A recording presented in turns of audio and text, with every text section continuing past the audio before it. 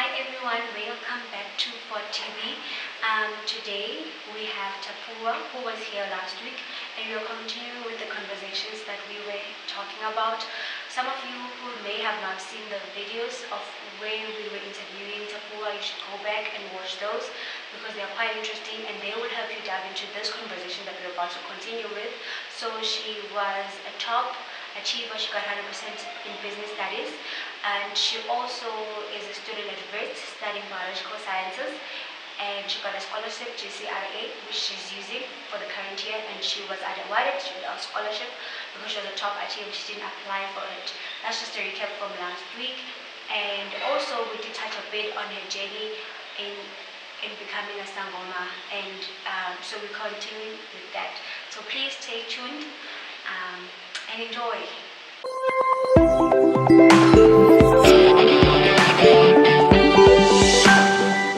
Hi Tapuwa, welcome back. Hi everyone, Thokozani Makehla, Thokozani Bungoma, Thokozani Bunkulu. How do I spell it? Or you can also say Thokoza, Thokoza Gogo, And Thokoza Mkhulu. Yes. Oh, what's the significance of the greeting?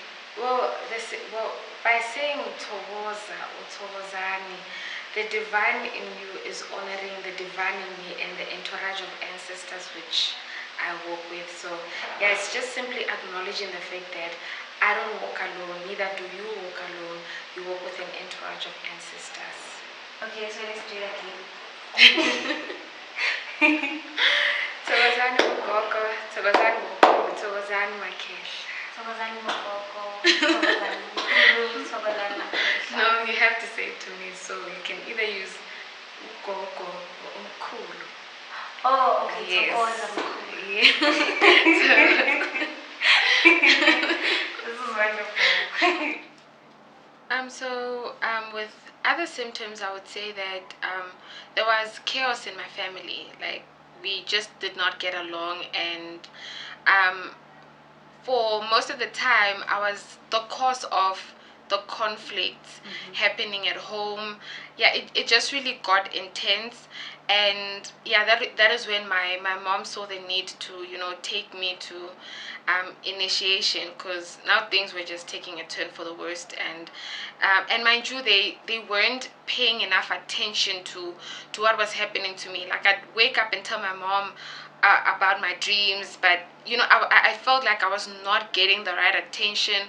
I felt like I was just being sidelined, and I think that's what most people go through when they go through this awakening. So yeah, for me it was difficult because I felt misunderstood. I really did feel misunderstood, and I did not feel free enough to practice things like ukupahla, because I was aware that in order to ask for direction from my ancestors, I had to summon them. I had to communicate with them. I had to build an altar for them where I could communicate with them, ask them for whatever it is that I wanted, ask for direction and so forth. So I was not free enough to practice any of those things because I was being sidelined, and my mom for most of the time was just brushing it off, not paying attention to. I mean, she was aware that I do have the gift. She was even told about it, but it was like she doesn't really want me to attend to it. Yes, I do have it, but she doesn't really want me to attend to it. So the conflict went on. There was just chaos in the family, and yeah, it just got to a point where my mom now had to give in and say, well, yeah, now you have to go. So I went into initiation on the 7th of January. I think I've mentioned this already.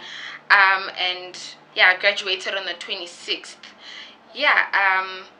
And oh, by the way, my Lozi name is Utambulia Khan. That is my ancestral name. I have a male spirit, a male ancestor who is most dominant.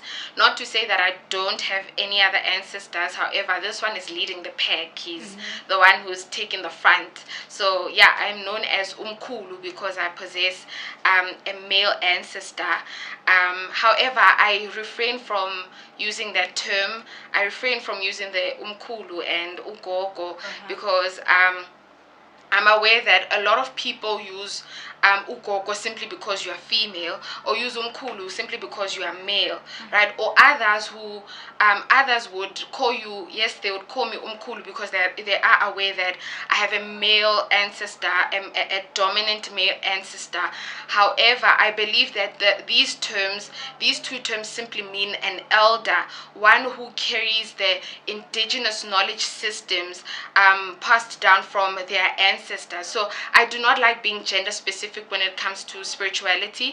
And I'm also of the belief that with spirituality there's no past, present, or future, in the same way that there is the feminine and the masculine, but never the male or female, or girl or boy, things like that. So I like to refer to, when someone calls me umkhulu or ugogo, I don't despise anyone who calls me ugogo, because I'm aware that these two terms can be used interchangeably, because they simply mean an elder, one who carries the information passed down from his or her ancestors. So I'm simply a walking encyclopedia of my ancestors' practices, indigenous knowledge systems and so forth. Yeah. it's quite interesting, and I'm just lost in listening to you speak and expand and teach me in a way about the traditions and your practice. I also want to understand something. Do you think your mother was resistant to you accepting the calling because of the church that you guys go to?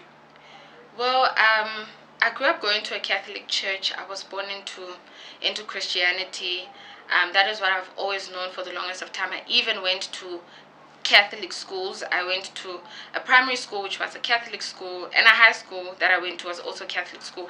And my mom wanted me to go to a Catholic school simply because she believed that I'll be disciplined, knowing the kind of child I was. Right, I was the black sheep of the family. So yeah, she had the hopes that if I go to a Catholic school, at least I'll be disciplined and not get out of control. So my mom, however, has never been a church goer. I mean, yes, she does believe in God. However, she's not a person who goes to church. I'd like to believe that the reason why she was not really paying attention to my gift at that time was because she didn't want me attending to it at such a young age. Because that's what she told me. She was afraid that I'd go into initiation. She just had a lot of thoughts at that time, like, my whole life would transition once I take up this gift. What if I'm not able to further my studies?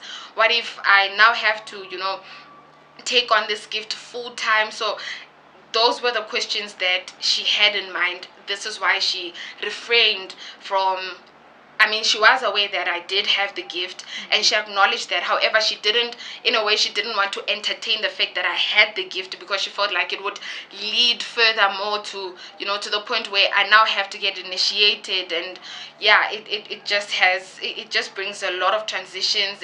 It changes my life completely, because it may get to a point where maybe I'm not allowed to further my studies, but not in a way to spite me, because I believe my ancestors have the best of intentions in heart for me. They were simply people who had a mission to carry out. They were simply people who had a gift to carry out, but because now they passed on, they are now spiritual entities, and because they do not have a physical vessel or a body which could help them to which would allow them to carry on with their gift, they now decide to possess someone who actually is living, who is able to do what they're right able to do. Exactly. So I see a lot of people when going through, I mean, it's going through awakening is one of the most confusing and painful phases one is to go through. You really get confused, and you sort of fall into depression at some point, because you don't understand what's happening to you, and it gets to a point where you feel like your ancestors are really, like, they're punishing you in a way, right? And with some people, they want to further their studies, or they want to just live a normal life and not be izangoma, right? Because they feel like if they now take up this job, or this gift, their life will completely change, right? So which is what they don't want, so they feel punished by it. However, the symptoms that we experience during an awakening are simply a call to say that you are out of alignment with your purpose. Because before we're even born, even in the Bible, it does say that God knew us before we were even conceived, before we were formed in our mother's wombs. He knew us by name. He knew the plans that he has for us. So in the same way, I believe that when it comes to spirituality, remember, we are spiritual beings having a human experience. We are basically contained in these physical vessels. So before anything, we are spirit. So we enter into an agreement with the universe, with the cosmos, with our ancestors as well, that this is the kind of purpose I'm going to fulfill once I am manifested into the physical, once I am brought into the world. So this is why a lot of people experience dis-ease once they go through this awakening. It's a call to say that you are out of alignment with your purpose. Your spirit can feel that you are out of alignment with your purpose, because this is not what we had agreed to do initially, right? Because you sort of entered into an agreement as a spiritual being that this is what you're going to fulfill once you are manifested into the physical. So I don't see anything that's happened to me as any sort of punishment. So my ancestors have the best of interest at heart for me, and they are simply passing on their gifts to me. I'm simply fulfilling my purpose. I'm doing what they have called me to be. So even if, yes, we do see in some cases that we have some traditional healers who had to leave school to attend to their healing practice full time. And it's not to say that ancestors are depriving us from having dream careers which we want to fulfill, or anything of that sort. However, they are simply aligning us to our purpose. Yes, it may seem to us like we are being punished because we cannot fulfill our desires, we cannot fulfill our dreams, we cannot fulfill what we have always longed for. So now that we have this opportunity to further our studies, to fulfill our dream careers, now all of a sudden we are called to become traditional healers. So it's not a matter of punishment, it's not a matter of deprivation, it's a matter of being called into your purpose and simply aligning with it. And like I said, they are not here to harm me. They don't mean in any way to harm me or to deprive me from anything or punish me from anything. I'm simply aligning with my purpose. I'm simply aligning with them as well, because like I said, I'm an encyclopedia of information. I carry indigenous knowledge systems passed down from them, and it is my duty to pass these on to the next generation as well, to teach other people as well, so that our culture, our traditional practices are preserved, and we go back to the way things were done back in the past. So Tapuwa, can you please enlighten us on why it sometimes happens that someone gets sick during the awakening? I would say maybe they have leg problems they never had in their lives, and then they start having leg problems, and then even after they have accepted the calling, they still have those leg problems. Okay, so when you go through an awakening, like I said, you have entered into an agreement as a spiritual being. Before being manifested into the physical, you had entered into an agreement to say that this is the purpose I am going to fulfill once I am manifested into the physical.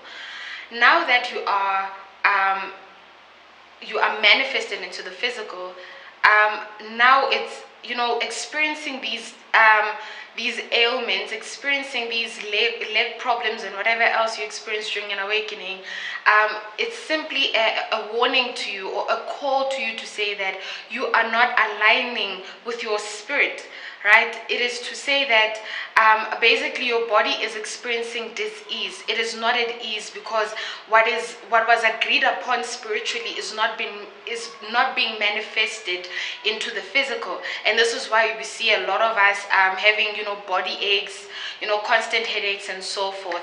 And with others, you get, for example, really painful wrists, or the swelling of the legs, and that is, or maybe your back becomes very painful and you start bending over because it's really your shoulders feel heavy and your back is very painful. that is simply your ancestors, because now they have possessed you. Now they are basically, you are their embodiment, so they are a part of you. So whatever ailments they experienced, whatever pains, body aches they had at that time, they are manifesting into you. So you're starting to basically experience what they experienced. And this is why we see sometimes we see some spiritually gifted people having copper bangles on their wrists. The copper is believed to have healing properties. So once they put them on, their wrists start, the pain starts going away, and the swelling also starts going away. So you are simply, this is to show that you are not just healing yourself, you're also healing your ancestors. There's a lot of healing that needs to be done spiritually before you even take up this path. And this is why most people are advised to not rush into initiation school just after being told that you have a spiritual calling that you need to attend to. You first have to build a form of communication with your ancestors. You first have to understand their ways of communication, because we possess different ancestors who prefer different ways of communication. So how my ancestors communicate with me may be different from how they communicate with you. And this is what you first need to understand before anything else. So yes, it's important to first heal your ancestral lineage, to heal what has been broken spiritually before you can even decide to take on this journey. You need to understand it for what it really is. And so these ailments just go to show that it's more than just having a spiritual gift and being able to read people's minds, for example, being able to foresee the future, for example. It's also about healing your lineage, because a lot of things that we are experiencing in the physical world, like with families being broken, a lot of times it has to do with spiritual ailments. It has to do with what has not been mended spiritually. So first you need to start by healing what is of the spiritual. You have to start healing your ancestors, because they too come with their own burdens. They too come with their own cries. They too have done they have committed a lot of mistakes as well. So you are there to simply heal that, so there is unity amongst your ancestors, and they can work together to bring about unity and peace amongst the family. No, man, you don't say. I've seen people wearing the copper bracelets, and I've just been wondering, not just people, but some almost wearing copper bracelets, and I just wondered why, what's going on. But now that you've mentioned it, it makes a lot of sense. Speaking of what I've seen, if I'm not mistaken, every Sangoma that I've actually seen has dreadlocks. Is that like part of the calling, that once you become a Sangoma, you have to have dreadlocks, or they can have other hairstyles? It just depends. Okay, and so under the same breath, you have dreadlocks, so I'm just so with me, I had dreadlocks from a very young age.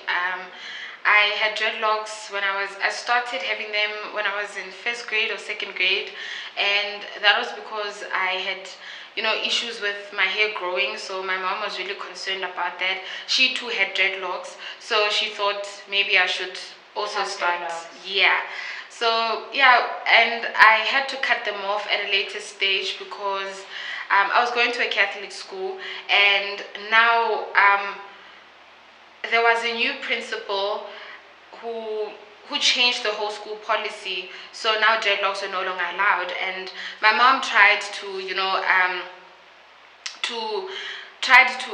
her requests of me cutting my dreadlocks, but at some point I had to, because it was becoming very heavy on me, because every time I'd go to school there's an issue about my hair, so at some point I just had to cut them off, and yeah, I decided to put them back on. And yes, well, we see a lot of Sangomas having dreadlocks, but I'd like to explain the significance behind dreadlocks, well, African hair in general. So with African hair, our hair is highly melanated. It contains a lot of melanin, and melanin is a molecule of communication. It sends and receives signals. So this is why you see a lot of times when you step into a space, or maybe you meet new people and you're like, these are not the right people. Yeah. You don't vibe with these people, right? That is basically you absorbing their vibrations, reading the energy in the room. So your hair is, the melanin in your hair serves as a form of communication. It absorbs those vibrations, and it sends it to your nervous system to say that these are not the right people for you. Or maybe if you are with the right people, if you vibe with these people, then you're able to read the room to actually say that these are the right people to hang out with.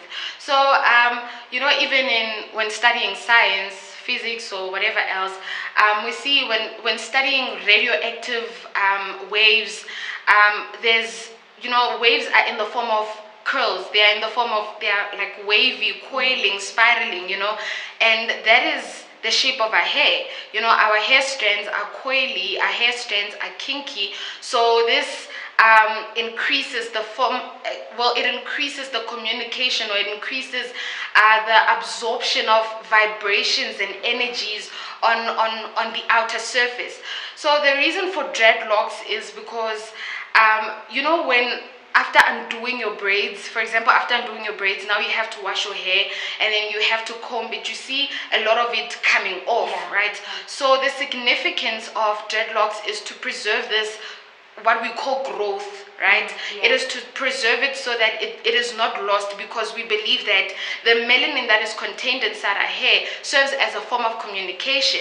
This is why even in the Bible we see Delilah being Samson being seduced by Delilah. Delilah was sent by Samson's enemies to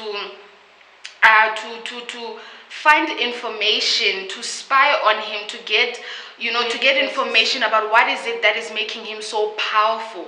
So at some point Samson opened up to Delilah to say that the strength I get is in my hair, right? So then Delilah cut off Samson's hair, and from then onwards Samson did not have any power. Samson did not have any strength that he had before. So this just goes to show the power which our hair has, and even spiritually speaking, when you dream of someone shaving your hair, or your hair falling off, or maybe someone touching your hair, that signifies that there is foul play. There's someone who's rooting for your downfall. There's someone planning something for you to take away your strength, to take away your power, to take away your gift. So a lot of our power lies in our hair. And even with people who, some traditional healers who take part in bewitching people, they tell you to, take your hair, to bring someone's hair, because that is where the power lies. So they're able to do just about anything with your hair, and as long as it comes from your body, they're able to, take it and do all the voodoo stuff on it. So the dreadlocks have a lot of significance in the sense of preserving the melanin in our hair, and ensuring that no hair falls off, because these serve as an antenna to absorb, or rather to communicate with the outer world, to be able to read energies in your environment, in your surrounding environment. We can even date back to ancient Egypt, where they used to mummify their deceased loved ones' bodies. And the significance behind this was so as to preserve the melanin that is contained in their bodies, because they understood that melanin is a molecule of communication. It sends and receives signals. So in as much as, yes, we are spiritual beings, but our bodies are also important in the sense that there is something eternal in us in a bodily sense, and that is the melanin that is contained within us. So when they mummify these bodies and they put them in graves, they place them in graves, it's not just about the closure. It's not just about recovering from your deceased loved one's death, but it also serves, the grave also serves as a place to go back to communicate with your loved one, knowing that the melanin is still prevalent in their bodies. And so it just makes communication with your loved one even more significant. It makes it even more it makes it even more spontaneous, because melanin is there to send and receive the signals to and from your ancestors. I really like the fact that you touched on people using people's hair to do bad stuff. Do you believe that, not necessarily do you believe, but does it happen sometimes that a bad ancestor possesses someone? And then does it also, what are the repercussions if someone is possessed by a good ancestor and they're doing bad things? Okay, in as much as in the physical, or rather in the world, we have the good and the bad, or good and bad people, we also, in the spiritual realm, we also have those ancestors which are good and those that are bad. So this is why you are highly cautioned when communicating with your ancestors to call on to those ancestors of light, because just saying I call on to all my ancestors, you're simply opening up a portal to good and bad energy, right? So you need to be very specific when communicating with your ancestors as to which ancestors you're calling on to.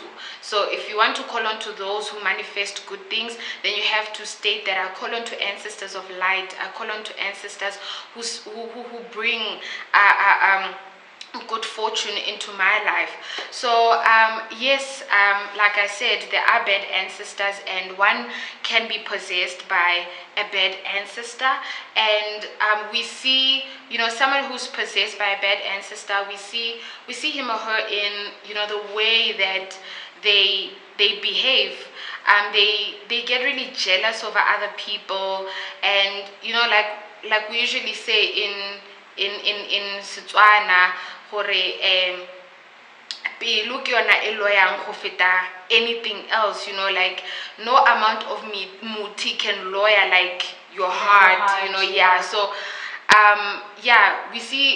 you see that person being envious of other people and being jealous. So obviously this escalates the whole thing. Like if you're constantly jealous and don't want to see other people progressing in life, you start now thinking of ways to jeopardize their future. You start thinking of ways to bring them down. So this is where now we have what we call bewitching, right? So you go as far as consulting to some traditional healers just so that you could get all the voodoo stuff to bewitch someone. Yes.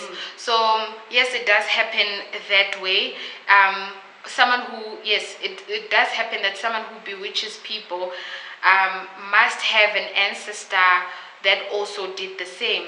But there are others, like I said, jealousy can get the best of us.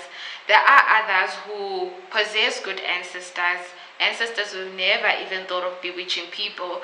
But because you are jealous of someone's progression in life, because like I said, we are spiritual beings having a physical or a human experience, so the ego can get the best of us at times. And this is what leads to us getting jealous of other people, being envious of other people's lives and so forth, and wanting to be like them or something like that. So we see, there's a lot of competition when it comes to some traditional healers. They're like, I see some other traditional healer who has how many 50 initiates, who's initiating 50 initiates.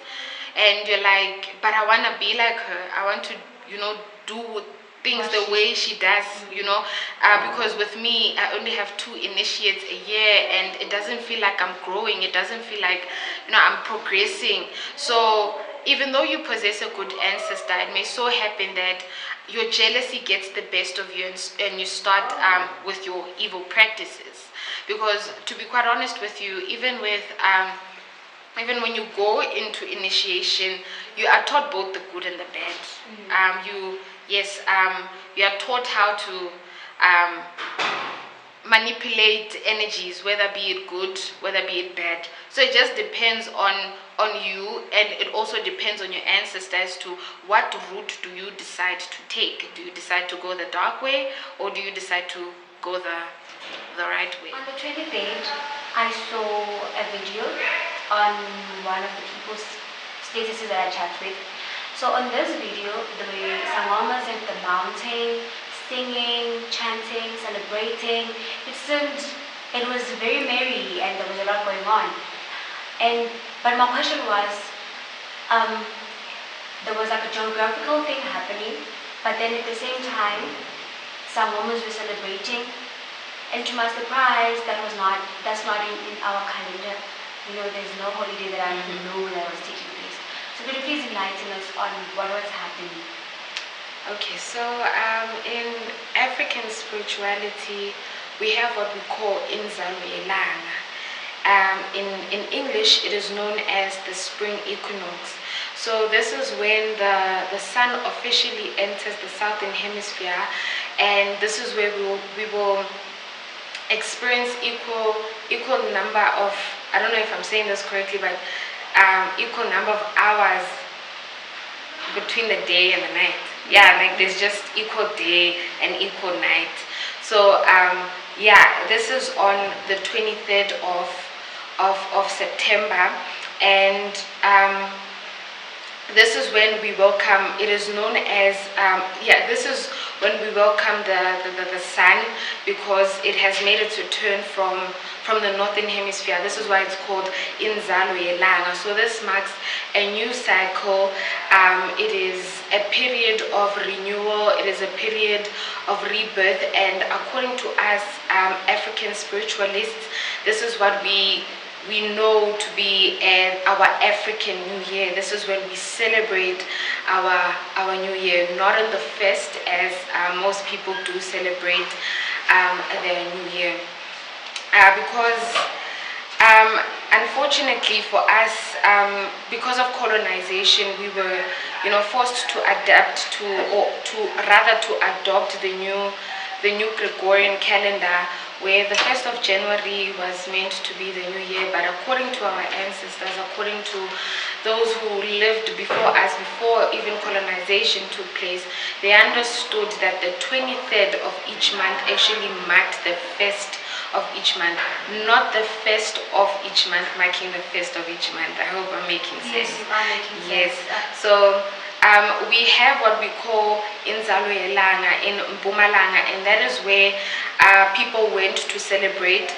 Inzalo Yelanga, these are stone artifacts that were made by our ancestors, and these were created so as to map out the time, the days, and the seasons of the year. This is what allowed our ancestors to understand the cycles of nature, to understand the cycles of the cosmic bodies. And like I had mentioned about melanin earlier on, melanin is predominantly carbon, and the cosmic bodies are also carbon.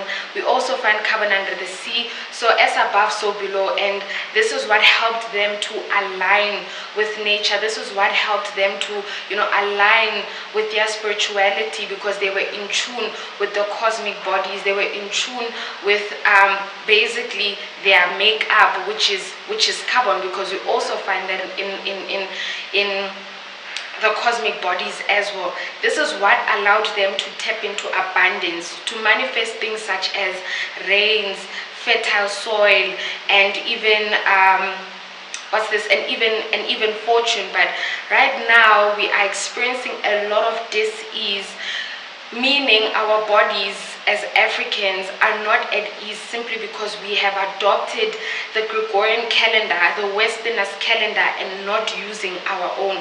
This is why we are not in tune with nature. This is why we are not in alignment with our spirituality, and we see a lot of chaos going on in today's day and age.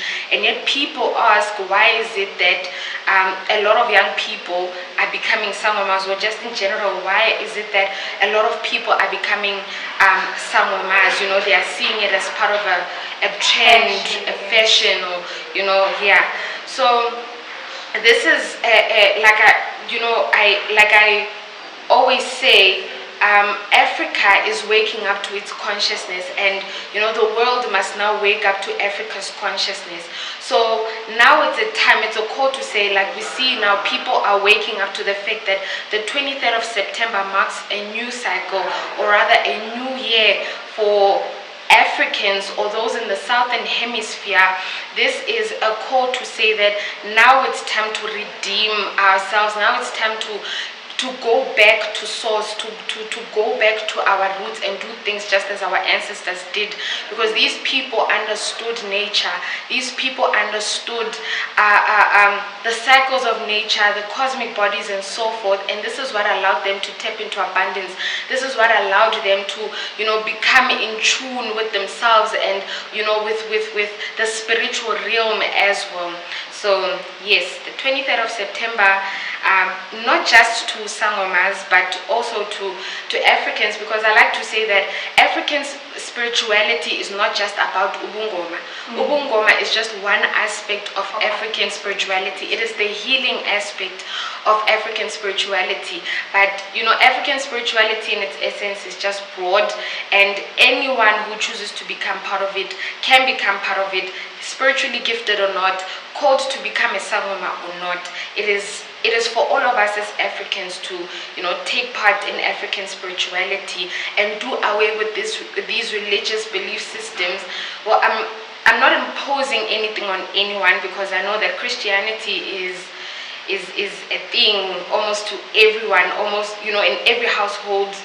Christianity, almost in every household, Christianity is being practiced. But it's what the we dominant religion. Exactly. So, but what we don't know, what we don't realize is that Christianity is a religion, and religion is an institute. According to me, religion is an institution that is meant to govern people's beliefs and expectations on spirituality. These are Eurocentric ways in which one is taught on how to tap into or how to access God. Unlike with spirituality does not need an institution in order to function. Spirituality does not need religion in order to function, but religion needs spirituality and needs an institution in order to function. So we are basically governed and confined in these institutions, and we are sold, basically we are sold this picture of who God is and so forth, whereas according to us, or rather according to our ancestors, God is nature. God is the sun, because the sun is the first emergence in the cycle of creation, and the sun gives life to everything. Basically, plants cannot grow without the radiant energy coming from the sun.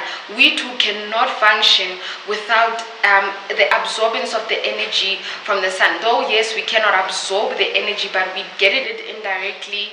We get it through the plants that we eat or the animals that we consume.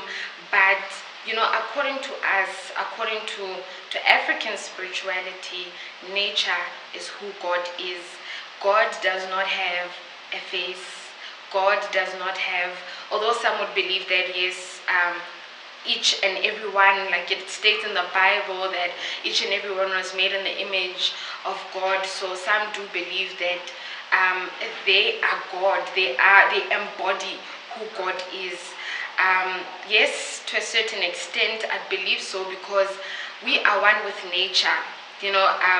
Nature is as conscious as we are, and we tend to not pay attention to that, because a lot of times we exploit nature. There is deforestation. We also pollute. We don't realize how a small piece of paper could just do harm to the environment. So once we are in tune and we understand we understand the importance of nature and how it affects us, and the fact that we are conscious beings and nature is also conscious to us as well. If we work towards bringing that consciousness together, working in sync with nature, we might just do away with a lot of things that are currently happening, the pollution that is going on, deforestation and so forth. Although yes, today's world is heavily industrialized, and we are making use of a lot of things in nature. We are destroying nature to, use to use the things like trees and so forth for furniture and stuff. So that's the most unfortunate part about it. It's the fact that we are destroying nature, the only thing that allows us to tap into our spiritual abilities, the only thing that allows us to tap into our abundance, the abundance that is awaiting us out there, which we do not know much about because we are out here being, confined in these institutions, praying to God and so forth. And I mean, I cannot help but, imagine God as this white man and, with the beard sitting on a throne and so forth. I can't help but think of him like that because that is the picture that has been depicted to me for the longest of time. Because like I said, I grew up Christian. And, all the things I were taught, the things I were taught in church, I just cannot help but think of God as this white superior being. And unfortunately, these are the effects of colonization. One cannot help but, think of God as this white superior being. And it sort of instills some, inferiority complex amongst black people to, to associate God with white people, and in a way that kind of puts them in a superior position far from us. So yes, unlike these religious belief systems, spirituality does not have color. Spirituality does not have it does not have boundaries. Actually, I'll just put it like that. It does not have boundaries, unlike religion. According to our ancestors, September is the month of new beginnings, and we welcome the new season, that is spring. And we also see in nature there are a lot of flowers starting to bloom, a lot of flowers starting to grow, and trees just become very colorful. So this is to say that now is the time to to come out and play. Now is the time to renew yourself, to to bloom, to get out of your comfort zone, and begin afresh, become your new self. So this is what our ancestors understood as they were mapping out those stone artifacts, which we know as Inzalo Yelanga. They saw with the season that came in September, which is spring. They saw that there is a bloom in flowers, there's germination of seeds and so forth. Things are starting to grow. We've just come from winter, and winter is a time where animals and plants are not very much active. Even us as humans, we are not so active during winter. Yet however, we have to go about with our day-to-day activities. But if we had it any other way, we would just stay cooped up indoors because it's very cold outside. So this is a time where in winter it's a time where one is very vulnerable. It's a time where now you have to shed your old self-introspect, look within, and let go of things that no longer serve you, so that when the new season comes, that is spring, you start afresh. You've completely let go of all the burdens that no longer serve you, and now you're basically starting all over. You're starting afresh, and you allow yourself to bloom and become the best version of yourself. So this is why we consider September to be a month of the new year, according to in the southern hemisphere. Even in Ethiopia was the only country that has never been colonized in Africa, and Ethiopia celebrates its new year on the 11th of September. So Ethiopia is the only country in Africa which has maintained to keep its own calendar, to keep the African calendar. Although yes, the dates are varying, however it is still in September, to show that September is the month of renewal. September is the month of rebirth. September is the month of stepping into the new cycle and starting afresh. So the Gregorian calendar is bringing us out of tune with our spirituality, because I like to say that what happens in the northern hemisphere happens in reverse in the southern hemisphere. As we were experiencing the spring equinox on the 23rd of September, they were experiencing the autumn equinox on the 23rd of September. So everything happens in reverse. So now that we have adopted this calendar, it is working in reverse with us. It is working in an opposite effect. We are adopting something that is not of our own, something that works best for those in the northern hemisphere, not those in the southern hemisphere.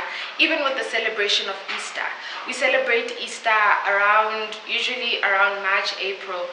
And unfortunately, we never got to question the history behind the origin of Easter. In ancient Europe, Easter used to be celebrated on the first Sunday after the full moon, after the spring equinox in the northern hemisphere.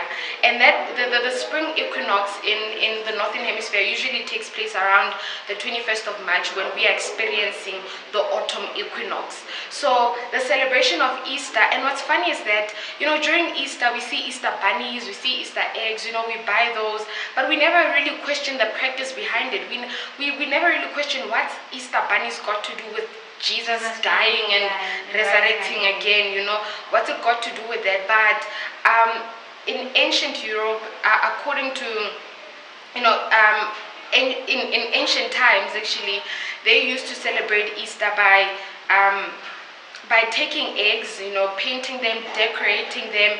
So eggs, according to them, eggs are a sign of renewal, a sign of rebirth. So this for them marks a new cycle, a new year for them. This is why they celebrate Easter, right? And hence the concept of Jesus dying and resurrecting.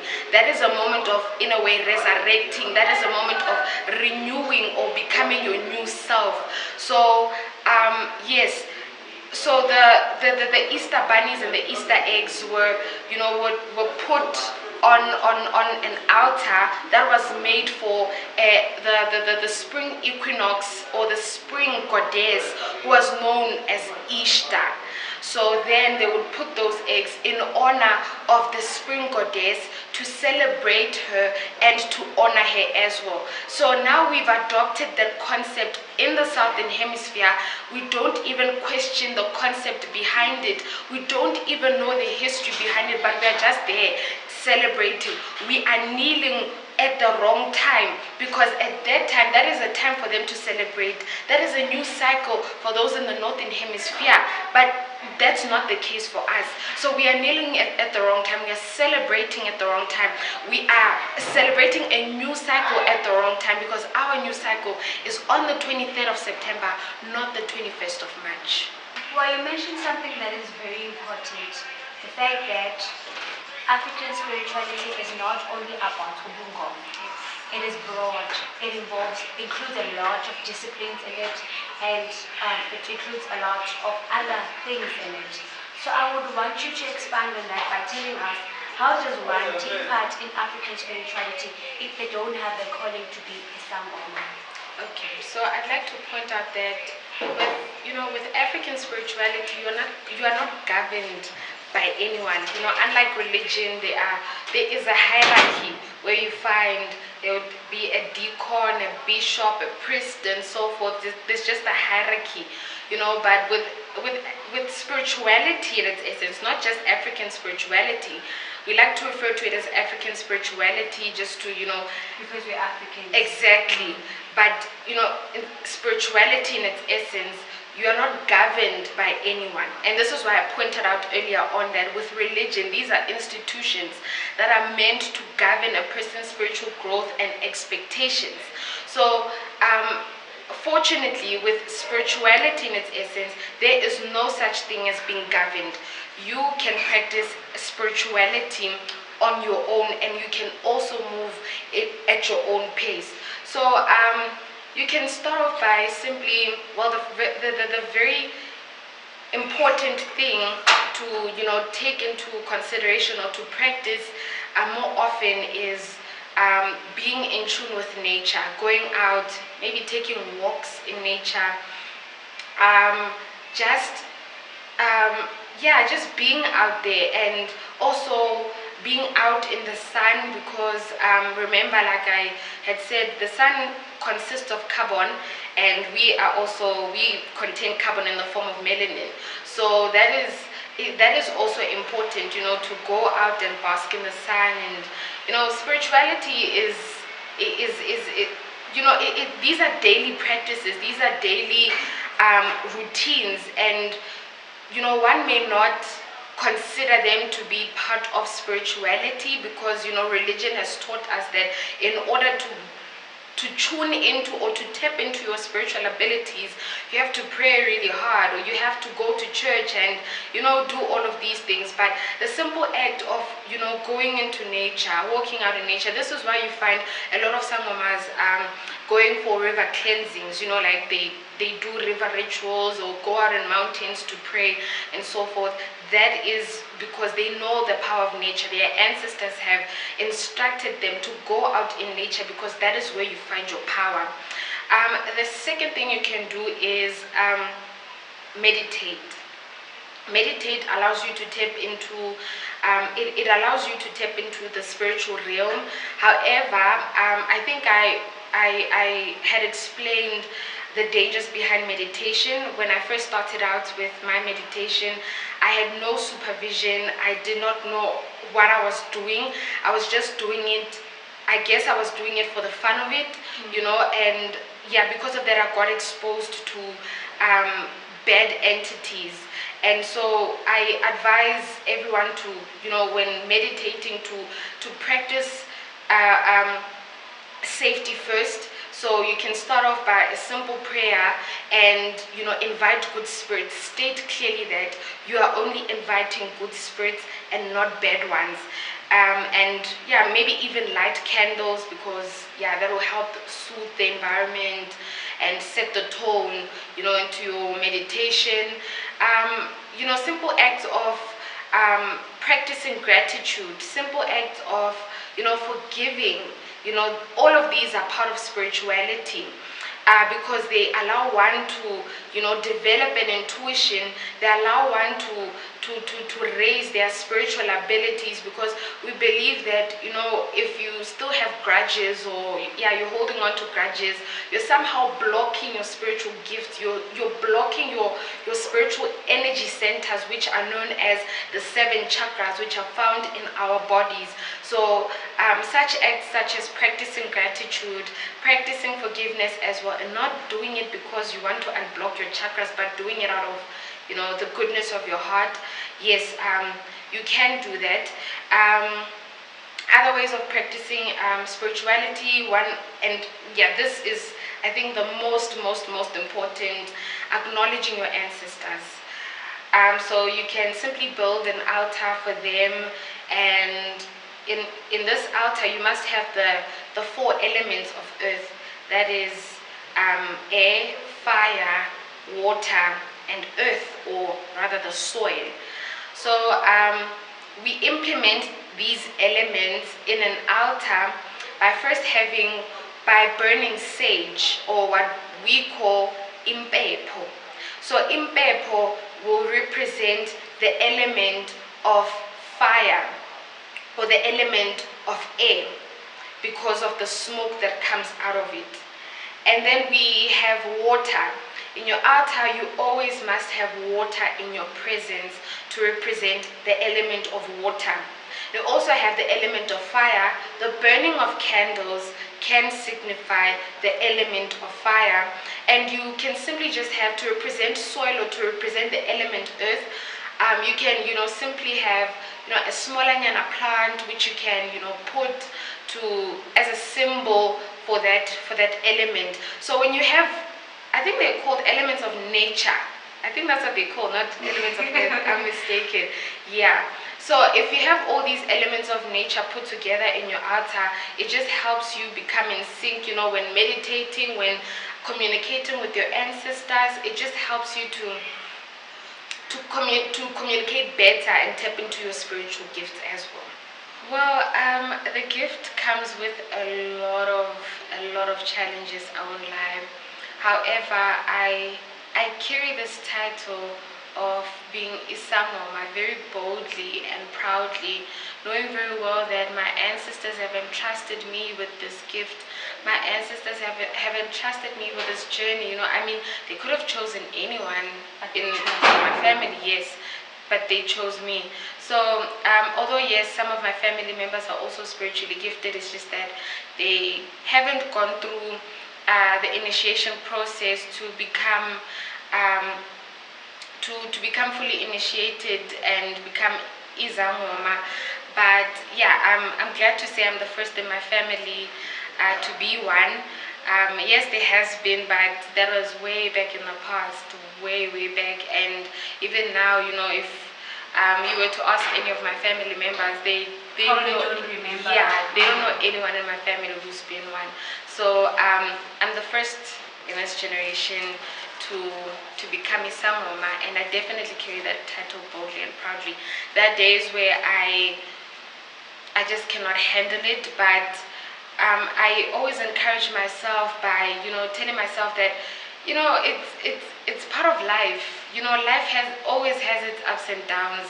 It always is the case. And for me, it's just that there's just this extra baggage that I have to deal with that comes with this gift. But I don't want to look at it in a way that or rather, I don't want to separate the two from each other. This gift is part of my life. I don't want to separate the two from each other. So this is why I usually encourage myself by telling myself that it's all part of life. Everyone goes through ups and downs, and even though yes, the challenges have got to do with the gift, but take it that it's part of your life, because it's who you've become. You've accepted this journey, you've acknowledged the ancestors, and you've accepted them to possess you, to take possession of your life, to take possession of your body, to be the ones to lead you, so that you move in the right direction and you fulfill whatever purpose it is that you have to fulfill. So yes, it is part of my life, and I take it that everything that happens, the challenges that come with it, are all part of life and not just part of the gift. However, I love my gift so much, and I believe that I am here to heal, not just by using herbs, not just by reading people, telling them about their future and so forth, but also speaking words of encouragement, because I know for a fact that I'm a very vocal person. It's just that sometimes I lack the confidence. I love speaking. If you find me in my room, I enjoy speaking to myself so much. That's what I do a lot, and I know that my words can speak power. My words can definitely heal. It's just that the confidence is what I lack, and it is what I need to work on. However, I'm really proud. I'm really proud of how far I've come, and just because I've been in this journey for 9 months, I'm still young. I'm still a baby in this journey. Yeah. There's still a lot to learn, and I'm open to experiencing quite a lot of things. This is what I want for myself. I don't want to, have some sort of pride and say just because I got initiated, I'm better than whoever. In Nguni, we like to say that edlozini ayekho omncane ayekho omkhulu. We are all walking on the same path, regardless of when did you get initiated, regardless of who's older than who. Like, to me, there is no such thing. I just acknowledge and respect everyone. The fact that we all possess amadlozi ethu, we all have amadlozi ethu. We are all acknowledging and embracing our gifts, and we are also taking the challenges as they come. It's very difficult, and so the least thing we need is for us to be belittling one another, to be saying that